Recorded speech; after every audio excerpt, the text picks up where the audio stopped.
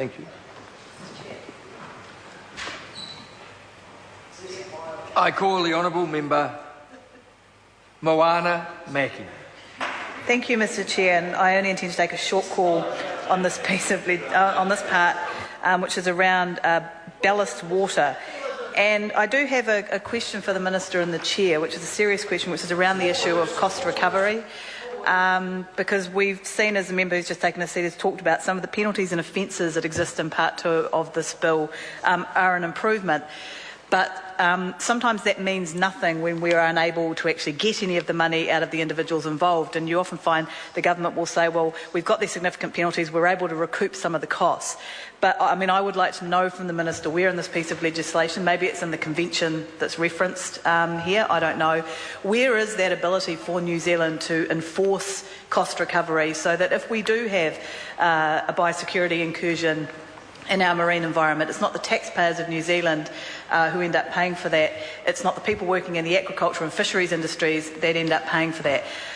It's the same thing that we've seen, as my colleague Grant Robertson said, in the exclusive economic zone legislation, where we're still trying to discuss with the government the issue of cost recovery and ensuring that the insurance and bonds that are in place up front do mean that that cost recovery is real, because it's all very well saying we're going to go for full cost recovery, but if they just then close up shop and they're registered, the ship's or vessel is registered in Liberia or somewhere on another side of the world that has, no, Gisborne would have very, very stringent rules and regulations around this. Coastal shipping is a very important part of our economy on the East Coast.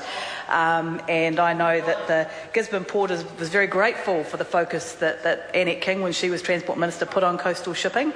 And it comes back to, I think, a more general point about ballast water and the treatment of ballast water by these shipping companies, which is the decimation of our domestic coastal shipping fleet has led to far less safe practices in our territorial waters and our exclusive economic zone. And this is really only coming to light now that even the government is having to acknowledge that not just practices around the environment, such as the discharge of ballast water, but labour practices, the way that employees are treated on these vessels, that sometimes it's not far short of slave labour, the way environmentally they operate in our waters. And I know that what's left of our local fishing industry, for example, are very concerned at the unenvironmental practices carried out by some of these foreign fishing vessels who come in, who trap a number of New Zealand birds in their set net lines, and then suddenly the entire fishery is shut down, when we know that our local fishing guys really value and respect the environment in which they operate.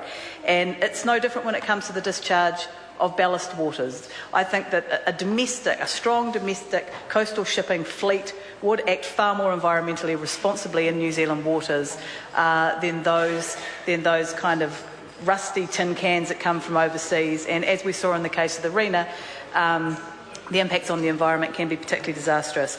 So that was all I wanted to say on this part, but my specific question to the Minister is around cost recovery and how we can ensure that when we have, and Minister, please don't say that that's not your area and that someone else is in charge of that, because that's another thing I find frustrating about a lot of this legislation that's protecting the environment, particularly in the marine area, is suddenly the Minister of Biosecurity said, no, once something bad happens, it's a Minister of Fisheries, or it's a Minister of Transport if it's an oil spill, because that comes under the Maritime Act. This is one of the big issues that we have, is ensuring that when you have so many pieces of legislation all layered on top of each other, that there aren't any gaps, which mean that it ends up being the taxpayers of New Zealand who pay for any cost recovery, any clean-ups, the biosecurity impact of an incursion. It's not those important industries which are the backbone of our economy that end up paying, because they have to shut down their practices, they lose a lot of their product, especially in the case of aquaculture and fisheries. So I'd be interested to hear from the Minister where the cost recovery provisions are in this part of the bill. I call the honourable member Megan Woods. Thank you, Mr. Chair.